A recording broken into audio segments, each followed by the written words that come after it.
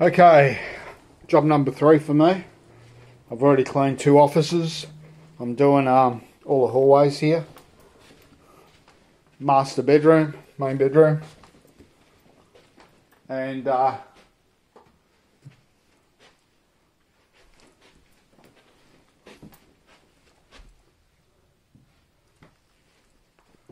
yeah, so doing the main bedroom and lounge in this house. So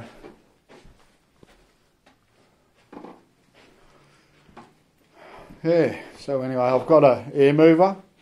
I'm going to engage that for, while I'm doing the cleaning process. That'll trigger the drying, and it's important in this house. It's important to trigger drying because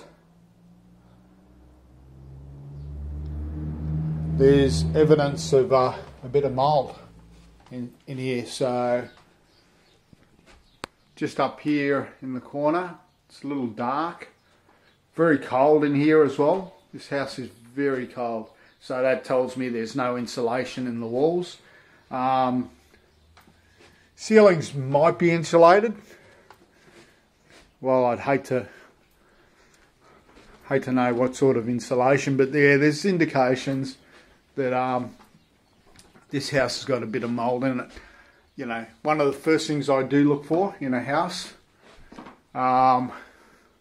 is staining in the roof. The ceiling's very, well, it has to be a 60, 70-year-old house, so you don't see many of those anymore, that type of light lamp. But there's a lot of markings, stainings, discolorations in the ceiling. I'm not saying that's water damage, but it's probably the insulation. And like I was alluding to before, I always look for, pretty hard to see on this camera phone, but I look for cobwebs.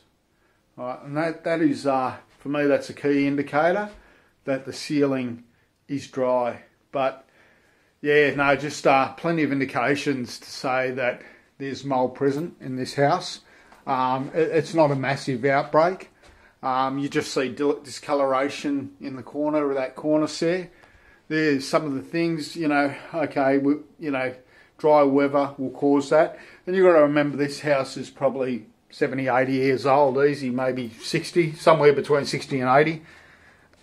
And, oh, well, there you go. There's some mould up there. And mould has been painted over in that ceiling.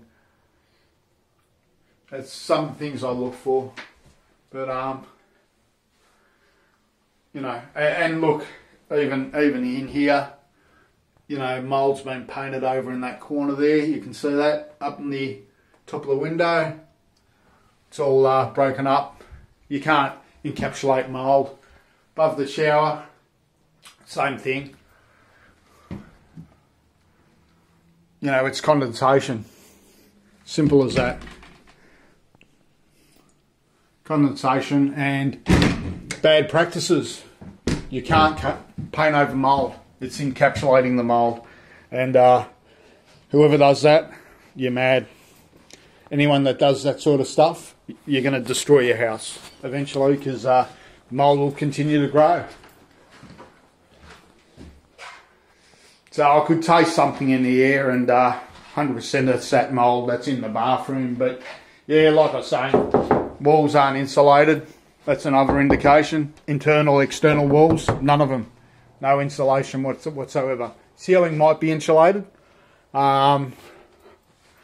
Just I see a lot of patterns in the ceiling, so just no consistency. And and what that indicates to me is that there might be insulation, but she's pretty old insulation. And back in the day when they did start insulating, all the crap they used to come up with, who knows what's up there. I'm certainly not going up there anyway, unless I had a face mask, full face mask, goggles, the whole lot. You got to protect yourself, Anyway, Could be asbestos, could be any sort of, you know, they used to put asbestos in the ceiling insulation as well, that blow-in stuff. Yeah, no good. Anyway, I'm going to get going. Going to give the carpets a vacuum first, and then treat. I've mixed up my chemical that I want, using slightly stronger dilution. Carpet's pretty old, and yeah, I'm going to just use a stronger solution on here, pre-vac, and like I said, trigger drying. So my goal is in here. I'm not all that confident.